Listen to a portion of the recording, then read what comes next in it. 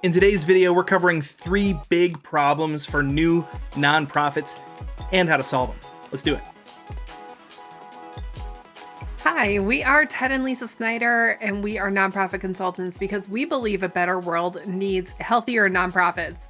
Now, if you're a new nonprofit getting going, there are some problems that are happening, and today we're going to talk about them specifically in the context of what we call our legacy flywheel. This is one of our favorite tools that we use. And there's a couple different areas. And basically, we're going to give you 3 big problems, but also show you how they all kind of fit together to help each other out. Yeah, so first of all, the big problem that you've got as a brand new nonprofit is you have no trust yet built up with people. You're starting from nothing.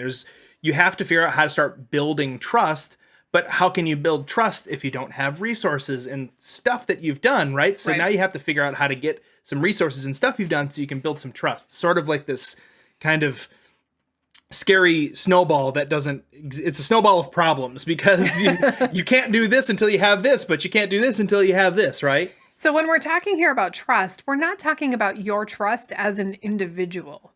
You might have enough trust as an individual that people are like, hey, we'll give you a little bit to get your nonprofit off the ground. But there hits a certain point in time where you actually need to start building trust for yourself as a nonprofit leader, not just you as an individual separate, but you as a nonprofit leader over this organization. And the organization as a whole needs to be seen as trustworthy.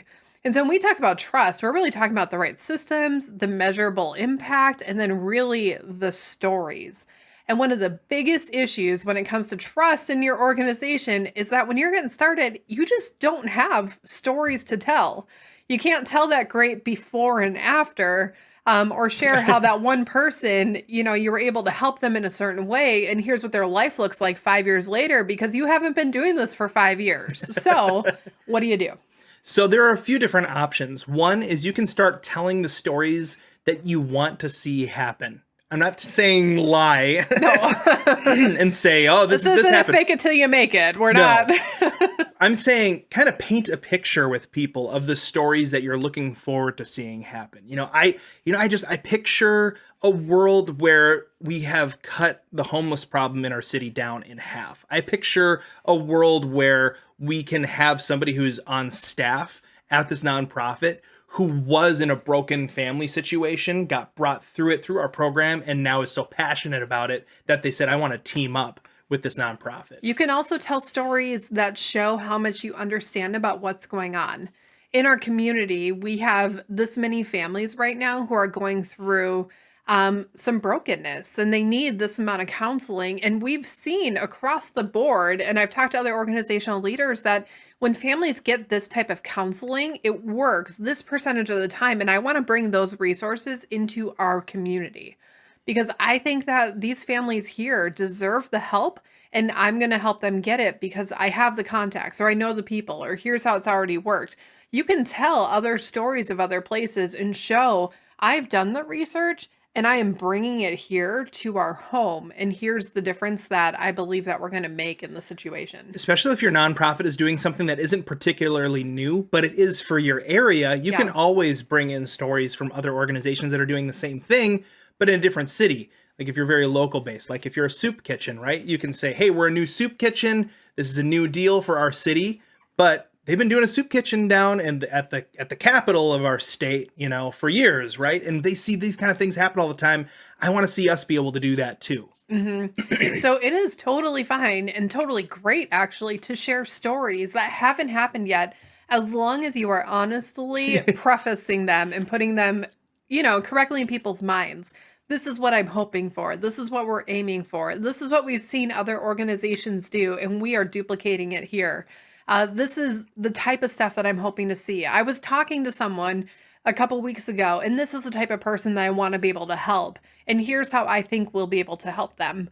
It's totally fine to do that. A lot of times people think I can't share a story until I have my own story. And that's really just not true. You just need to make sure that you're framing it honestly. Otherwise, you'll erode trust really quickly instead of building it. Yeah, that didn't happen. Now your nonprofit is not getting any kind of help. Okay, number 2, the second biggest problem for new nonprofits is that you don't have strength yet as a nonprofit. And when we're talking about strength, we're talking about organizational strength.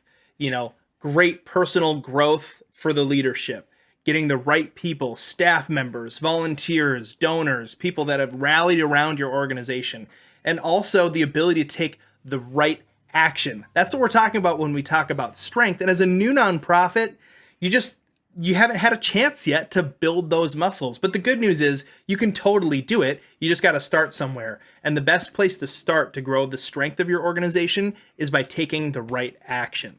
Now, this might seem kind of counterintuitive because you might be thinking, no, the better way to grow strength is to get 5 more people involved because then there's 6 of us.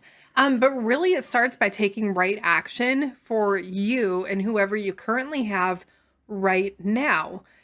If you were to go out and you're not currently taking right action, but you manage to bring someone into your organization as a volunteer, if they see you not taking right action, they aren't going to want to stick around. It's going to erode trust from before, and you're not going to get that strength now.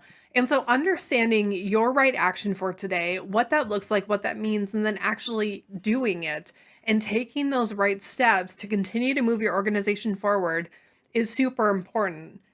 What if they don't know what the right action is because they're new and they aren't quite in the groove of the work that they're doing yet?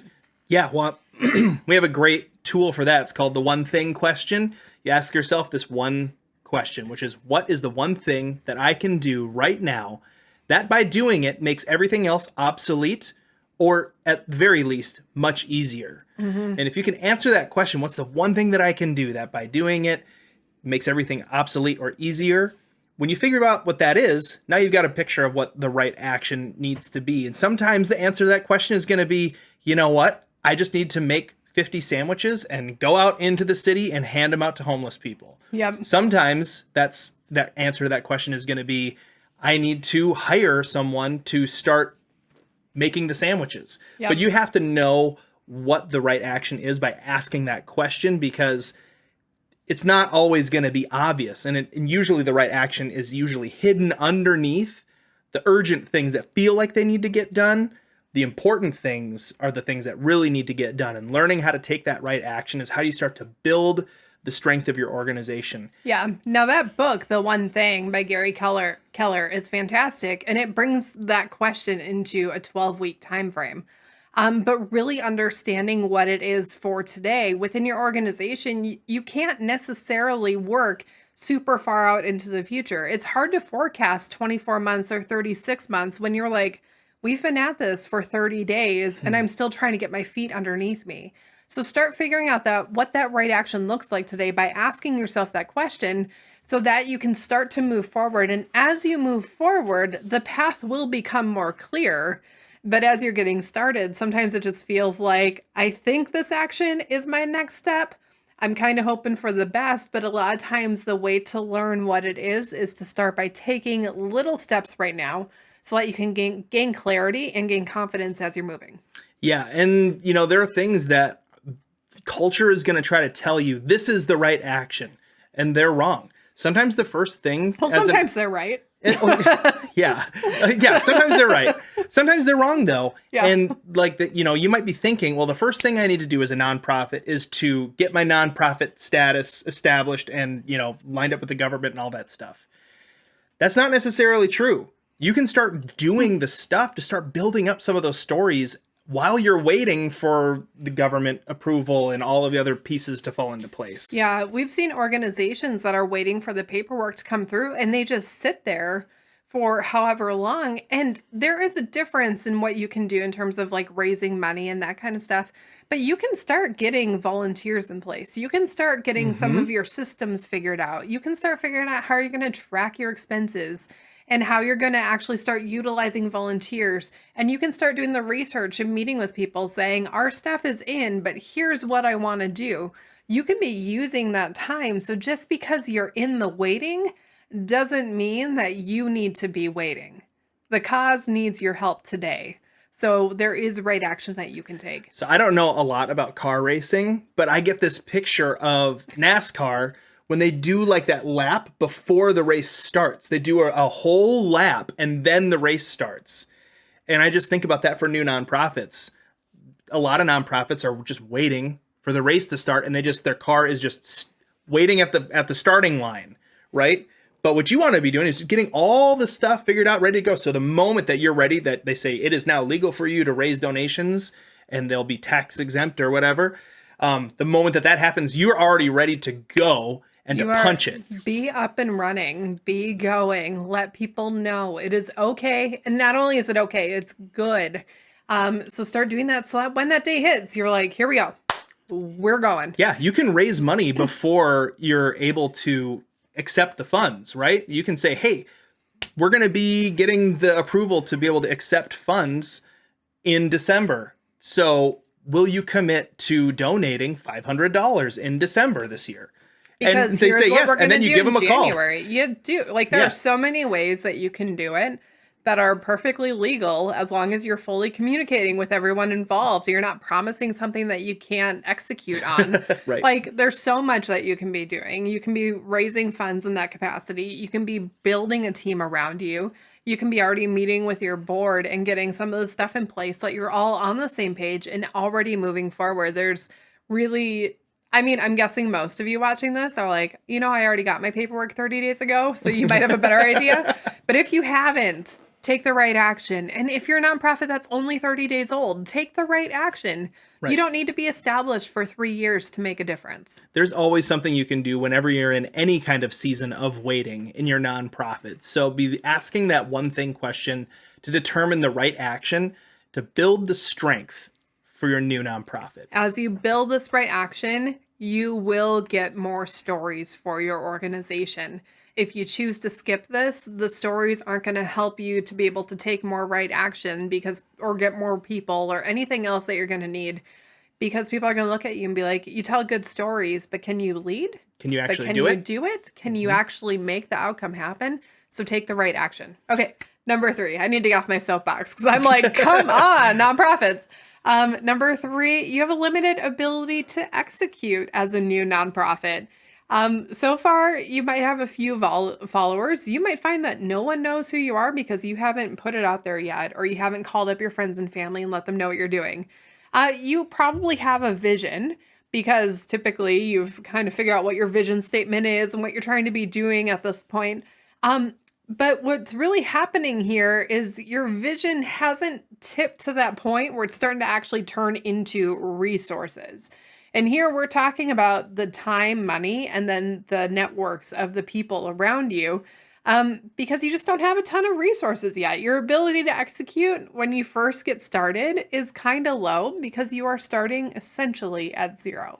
Now, the good news is whenever something is new, there's a little bit of like an extra willingness on behalf of a lot of people around you in your networks to say, hey, you know what? I'm going to support the start of this. So don't squander that kind of head start that you're going to be able to have when it comes to gathering resources early on. So be remembering that you can cast a vision, you can start to build some following and some people who are paying attention to your organization, but really learn now how to grow the resources of your organization. Mm-hmm. And understanding that, yes, you have a limited ability to get started, but it's so much easier when you're first getting started to call through your friends and family and letting them know, I just want you to know I'm starting this nonprofit organization in our community. Here's what we're doing. That conversation is much easier than waiting 6 months or 12 months or 2 years and then calling and saying, hey, by the way, in case you didn't know, I run this nonprofit organization. Mm-hmm. There's just something about it being new. And there are people who are willing to give resources simply because they're like, I know you don't have stories. I know you don't fully know what you're doing, but I'm willing to basically put this little bit of money in there to see if you can get it off the ground, to see if you can get it going. People are willing to fund essentially startups just to see if maybe you can get some traction and get going.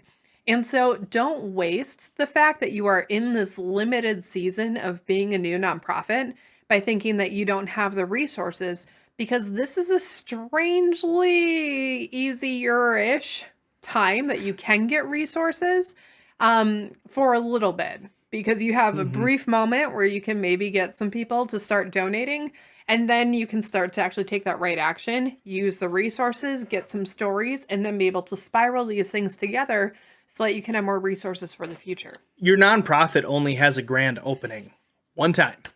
So leverage it well, use it to start developing your skill to gather resources. And you're going to find that your ability to execute on what you're promising to people is going to go up because you're going to have more resources to work with.